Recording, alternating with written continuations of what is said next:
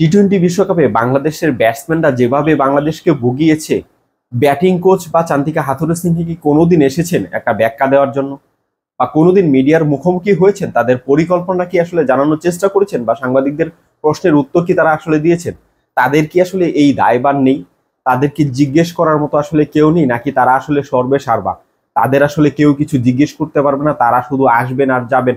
T twenty বিশ্বকাপ শেষ করে বাংলাদেশ যখন দেশে অবতরণ করলেন, তখন মিডিয়ার সামনে আসলে কার কথা বলার কথা?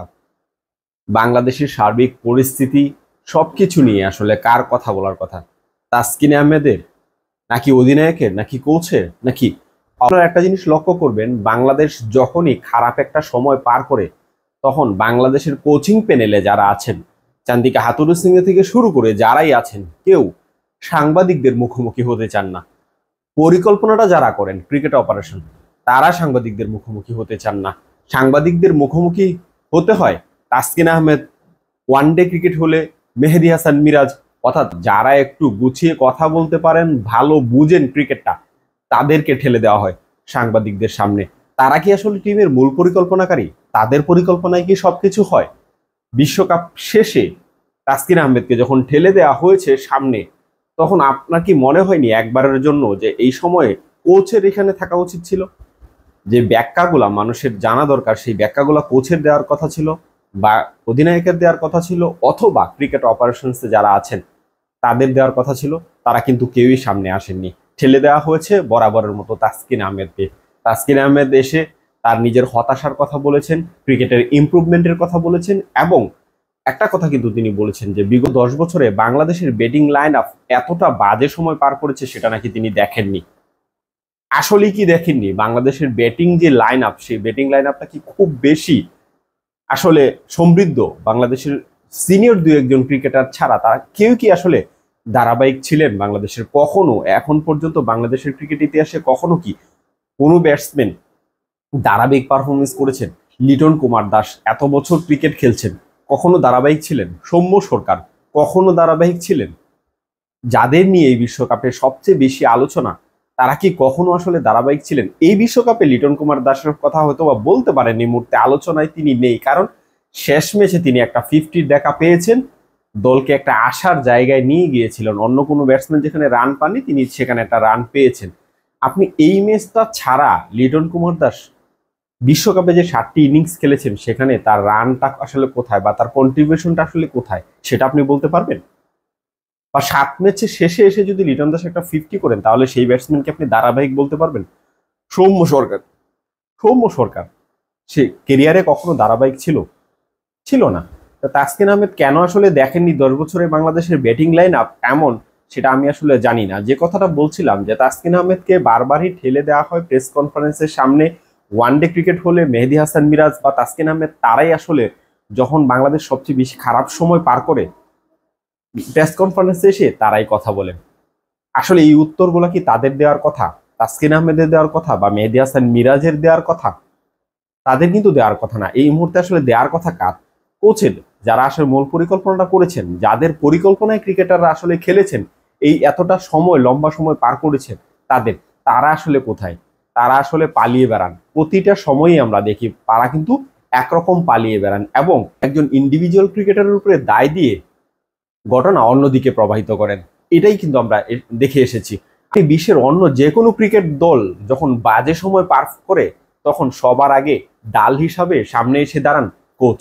হেড কোচ বিশেষ করে ডাল হিসাবে সামনে এসে দাঁড়ান। তিনি আসলে ব্যাখ্যাগুলা দেন ক্রিকেটারদের মানসিকভাবে যে চাপটা, বা মিডিয়ার যে চাপ, সেই চাপটা থেকে কিছুটা হলেও তাদেরকে রিলিফ দেওয়া হয়। কোচ এসে তাদের পরিকল্পনাগুলো জানান। কিন্তু বাংলাদেশের ক্ষেত্রে কি সেটা হয়? দিকা হাথুরুসিংহে কি কখনো বাংলাদেশের খারাপ সময়ে প্রেস কনফারেন্সে এসেছেন? আপনার মনে পড়ে? আমি জানি না আপনি মনে করতে পারবেন কিনা, যে লাস্ট কবে বাংলাদেশে একটা খারাপ সময় পার করেছে, এরপরে প্রেস কনফারেন্সে চান্দিকা হাথুরুসিংহে এসেছেন?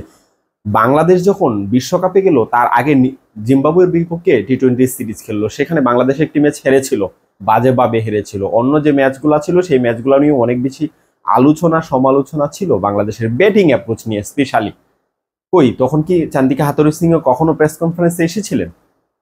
যুক্তরাষ্ট্রের বিপক্ষে যখন যুক্তরাষ্ট্রেতে বাংলাদেশ টি-20 সিরিজ হারলো, চান্দিকা হাথুরুসিংহে কি কখনো প্রেস কনফারেন্সে এসেছিলেন?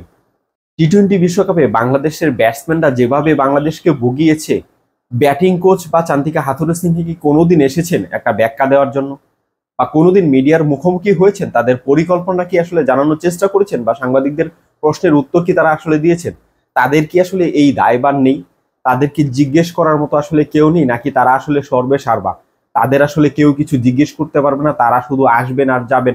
বিশ্বকাপটা যখন বাংলাদেশের শেষ হলো, এমন একটা বাজে সময়ে যখন এমন একটা বাজেভাবে যখন বাংলাদেশের বিশ্বকাপটা শেষ হলো, যেখানে বাংলাদেশের সেমিফাইনালে যাওয়ার একটা সমীকরণ ছিল, সেই সমীকরণে বাংলাদেশের ব্যাটসম্যানরা অনেক বেশি হতাশ করেছেন এবং অধিনায়ক নিজে এসে বলেছেন তারা সেমিফাইনালের টার্গেটে খুব বেশি খেলেননি। তারা শুরুতে সেমিফাইনালের টার্গেটটা করেছিলেন 6 ওভার পর্যন্ত, তারপরে আসলে তারা আর সেমিফাইনালের জন্য খেলেনি, তারা জয়ের জন্য খেলেছেন। এই যে ব্যাখ্যা, সেই ব্যাখ্যা কি অধিনায়ক নাজমুল হোসেন শান্তর একার ছিল? সেই সিদ্ধান্ত কি তার একার ছিল? হেড কোচের ছিল না? হেড কোচ তাহলে সেখানে বসে কি করছিলেন? হেড কোচের আসলে পরিকল্পনাটা কি? তিনি আসলে করেনটা কি? একজন ক্রিকেটারের যদি খারাপ সময় যায়, তখন ডাল হিসাবে আসলে কে দাঁড়াবেন সামনে? হেড কোচ, নাকি মিডিয়া, নাকি অন্য কেউ? কার আসলে দাঁড়ানোর কথা? কে আসলে দাঁড়াচ্ছেন? প্রতিবারই একই সিচুয়েশন কিন্তু হচ্ছে বাংলাদেশের ক্রিকেটে। যার আসলে জবাব দেওয়ার কথা তিনি আসলে আড়ালে থাকছেন। আরেকটা কথা আমি বলে রাখি, বাংলাদেশ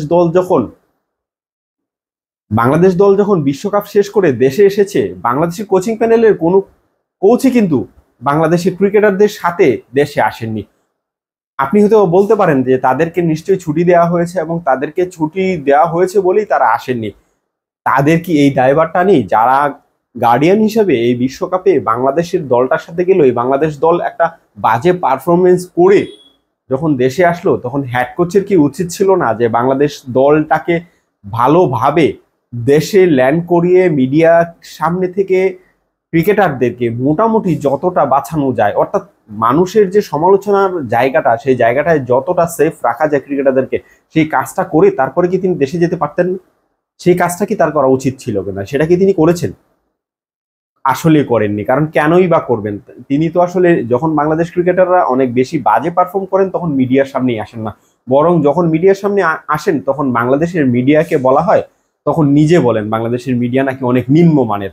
আসলে যদি বাংলাদেশের মিডিয়া, আমি ধরে নিই 1 সেকেন্ডের জন্য বাংলাদেশের মিডিয়া নিম্নমানের, তাহলে বাংলাদেশের কোচ কি আসলে নিম্নমানের নাকি উচ্চমানের? যে অভিভাবক বিপদের সময় ক্রিকেটারদেরকে ছেড়ে পালিয়ে বেড়ান, তিনি কি আসলে নিম্নমানের নাকি উচ্চমানের? এই এই প্রশ্নটা কিন্তু করার সুযোগ রয়েছে, কিন্তু সেই প্রশ্নটা আসলে কেউ করবেন কিনা, বা সেটা তাকে বলা যাবে কিনা, সেটাও আসলে বড় প্রশ্ন। কারণ তিনি যে পোস্টটা হোল্ড করেন, সেখানে তাকে কিন্তু চাইলেও সবসময় সব কথা আসলে বলা যায় না। তাছাড়া তিনি তো মিডিয়ার সামনেই আসেন না। বাংলাদেশ ব্যাটিং এ বাজে পারফর্ম করছে, আপনি কি শুধু টি-20 বিশ্বকাপের কথাই বলবেন? 2023 বিশ্বকাপেও কি এই চিত্রটা আপনি দেখেছিলেন কখনো?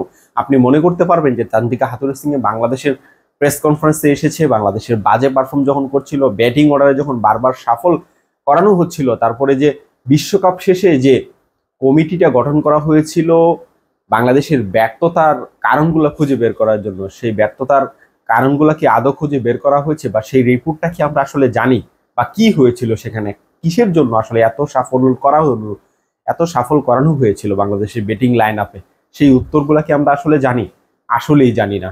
আমার কাছে মনে হয় বাংলাদেশের ক্রিকেটটা অভিভাবকবিহীন ক্রিকেট খেলে। সব জায়গায় সবাই আছেন, কিন্তু সবাই থেকেও যেন কেউ নেই। বাংলাদেশ ক্রিকেট বোর্ড যেখানে কারি কারি টাকা ঢেলে সব ফরম্যাটে কোচ নিয়ে আসছেন, বিদেশি কোচ নিয়ে আসছেন, তখন বিদেশি কোচরা আসলে তাদের দায়িত্বটা কতটুকু পালন করছেন, সেই প্রশ্নটা করার আসলে সময় কিন্তু এসেছে, এবং সেই প্রশ্নটার উত্তর নেয়ারও কিন্তু সময় এসেছে। বাংলাদেশ ক্রিকেট বোর্ড চাইলে তারা কিন্তু সেই উত্তরটা নিতে পারেন, এবং বাংলাদেশ ক্রিকেটের স্বার্থে সেটা কিন্তু নেওয়া উচিত।